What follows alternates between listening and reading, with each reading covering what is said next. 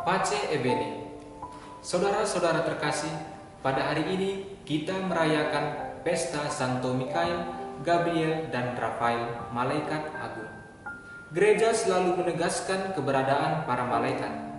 Dalam Katekismus Gereja Katolik mengatakan bahwa malaikat adalah makhluk rohani tanpa badan yang mempunyai akal budi dan kehendak.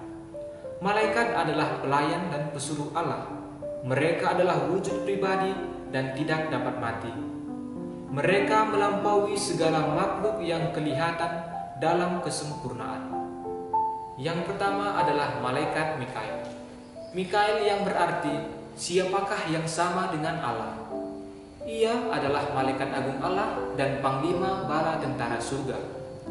Dalam iman Kristen, Mikael dikenal sebagai pembela kaum beriman menghadapi serangan musuh.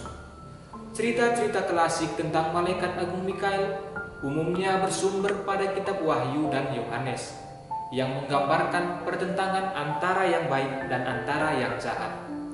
Mikael bersama malaikat-malaikat baik telah mengalahkan Lucifer dengan sahabat-sahabatnya. Orang-orang Kristen yang rela mengorbankan nyawanya sudah menang berkat darah Kristus dan sabda ilahi. Mikael adalah pembela kaum beriman dari segala serangan musuh yang jahat. Malaikat yang kedua adalah Gabriel. Gabriel yang lazim disebut sebagai Jibril, berarti kekuatan Allah. Dalam tradisi Kristen, malaikat agung ini dikenal sebagai pembawa kabar gembira dari Tuhan kepada manusia. Peranannya sebagai pelayan dan utusan Allah dimulai semenjak Perjanjian Lama. Dalam Perjanjian Baru, peranan Gabriel sebagai pewarta kabar gembira dari Allah ditemukan dalam kisah Zakaria dan kunjungannya kepada Maria. Dari peranan malaikat Gabriel, kita tahu bahwa Gabriel menjadi utusan Allah untuk menyampaikan kepada manusia berita keselamatan dari Allah. Ia memberi penerangan ilahi kepada manusia, sehingga terbukalah budi dan hati manusia untuk memahami dan meyakini kehendak Allah. Malaikat yang ketiga adalah malaikat Rafael. Rafael berarti obat Tuhan atau tabib Allah, atau juga Tuhan menyembuhkan.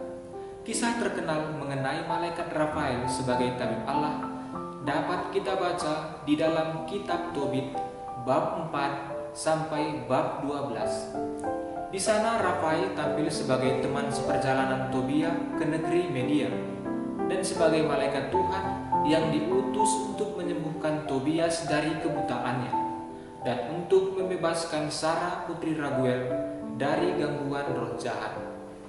Umat Kristen menghormati malaikat Rafael sebagai tabib Allah yang diutus untuk menyembuhkan manusia dari penyakit dan menguatkan kelemahan jiwanya serta membebaskan manusia dari perhambaan setan. Semoga dengan sedikit kisah para malaikat agung, kita semua bisa meneladani dan semakin beriman kepada Yesus Kristus.